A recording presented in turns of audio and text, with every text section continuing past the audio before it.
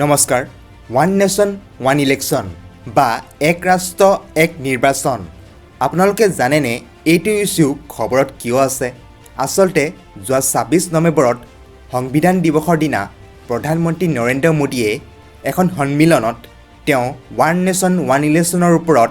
গুৰুত্ব দি মন্তব্য দিছিল আজি মই এক ৰাষ্ট্ৰ এক নিৰ্বাচনৰ বিষয়ে আলোচনা কৰিম আৰু লগতে ইয়াৰ এডভান্টেজ আৰু ডিছএডভান্টেজো কম তেন্তে আহক ভিডিঅ'টো আৰম্ভ কৰোঁ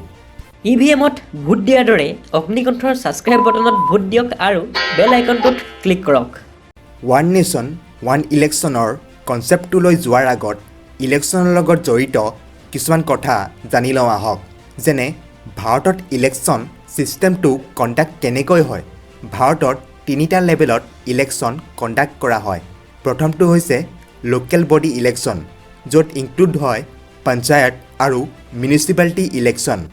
দ্বিতীয়টো হৈছে ষ্টেট লেভেলত কণ্ডাক্ট কৰা ইলেকশ্যন য'ত ইনক্লুড হয় বিধানসভা বা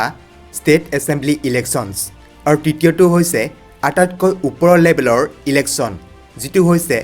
নেশ্যনেল লেভেল ইলেকশ্যন বা লোকসভা ইলেকশ্যন এতিয়া কথাটো হ'ল যে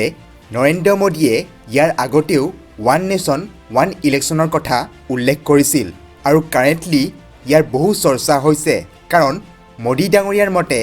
দেশত ছিংগল ভোটাৰ লিষ্ট হ'ব লাগে তেওঁ কোৱা মতে যদি ভাৰতত লোকেল বডি ইলেকশ্যন যেনে পঞ্চায়ত ইলেকশ্যন আৰু মিউনিচিপালিটি ইলেকশ্যন আৰু লগতে বিধানসভা আৰু লোকসভা ইলেকশ্যনৰ কাৰণে এখন কমন ভোটাৰ লিষ্ট বনোৱা হয় আৰু একেটা সময়তে ইলেকশ্যন কণ্ডাক্ট কৰা হয় তেন্তে দেশৰ সময় আৰু টকা বহু ৰাহি হ'ব এতিয়া কওঁ যে ওৱান নেশ্যন ওৱান ইলেকশ্যন ছিষ্টেমটো কি হয় কিন্তু ইয়াৰ আগতে এইটো চাব লাগিব যে এতিয়া কি ছিষ্টেম চলি আছে বৰ্তমানৰ ব্যৱস্থাটো হৈছে যে প্ৰতি 5 বছৰৰ মূৰত বিধানসভা আৰু লোকসভাৰ নিৰ্বাচন হয় আৰু বেলেগ বেলেগ সময়ত হয় কিন্তু এই নতুন ছিষ্টেমটোৰ দ্বাৰা বিধানসভা আৰু লোকসভাৰ নিৰ্বাচন প্ৰতি 5 বছৰৰ মূৰত একেটা বছৰতে হ'ব আপোনালোকক কওঁ যে ষ্টেট ইলেকশ্যন কমিশ্যনে লোকেল বডি ইলেকশ্যন কণ্ডাক্ট কৰোৱায় আৰু বিধানসভা ইলেকশ্যন আৰু লোকসভা ইলেকশ্যন কণ্ডাক্ট কৰোৱাৰ দায়িত্ব ইলেকশ্যন কমিশ্যন অফ ইণ্ডিয়াৰ হাতত থাকে বৰ্তমানৰ ব্যৱস্থাটো হৈছে যে পঞ্চায়ত আৰু মিউনিচিপালিটি ইলেকশ্যনৰ কাৰণে ষ্টেট ইলেকশ্যন কমিশ্যনে বেলেগ ভোটাৰ লিষ্ট বনায় আৰু আনফালে বিধানসভা আৰু লোকসভা ইলেকশ্যনৰ কাৰণে ইলেকশ্যন কমিশ্যন অফ ইণ্ডিয়াই বেলেগ ভোটাৰ লিষ্ট বনায় এতিয়া কথাটো হ'ল যে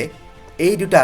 বেলেগ বেলেগ ভোটাৰ লিষ্ট এটা ছিংগল ভোটাৰ লিষ্টলৈ কনভাৰ্ট কৰাটোৱেই হৈছে one nation one election system এতিয়া কওঁ ওৱান নেশ্যন ওৱান ইলেকশ্যনৰ এডভান্টেজ কি যদি এবাৰতে সকলো ইলেকশ্যন হৈ যায় তেন্তে টকাৰ ৰাহি হ'ব আৰু বাৰে বাৰে নিৰ্বাচন হোৱাৰ ফলত ৰাজনৈতিক দলৰ যি প্ৰচাৰ অভিযানত সময় খৰচ হয় সেয়া ৰাইজৰ কামত খৰচ হ'ব আৰু লগতে স্কুলৰ টিচাৰবোৰৰ যি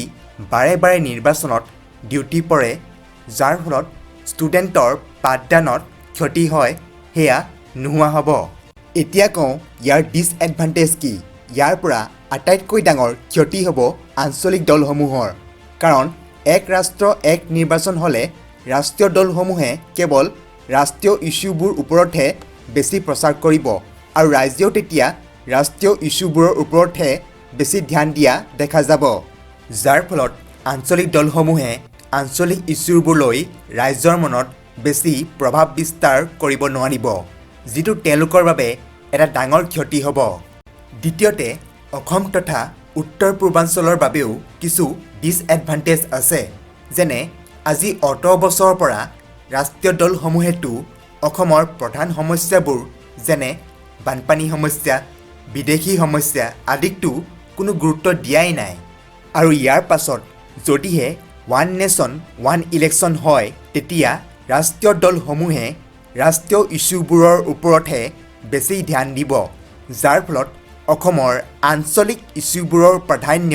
আগতকৈ আৰু কমিবহে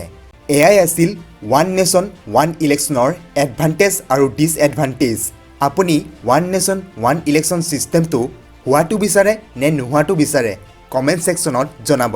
যদিহে ভিডিঅ'টো ভাল পালে তেন্তে লাইক কৰিব আৰু যদিহে বেয়া পালে তেন্তে ডিছলাইক কৰি ইয়াৰ কাৰণটো কমেণ্ট ছেকশ্যনত জনাব, কিয়নো আপোনালোকৰ ফিডবেক আমাৰ কাৰণে বহুত ইম্পৰ্টেণ্ট। ধন্যবাদ। জয় আই অসম, জয় হিন্দ।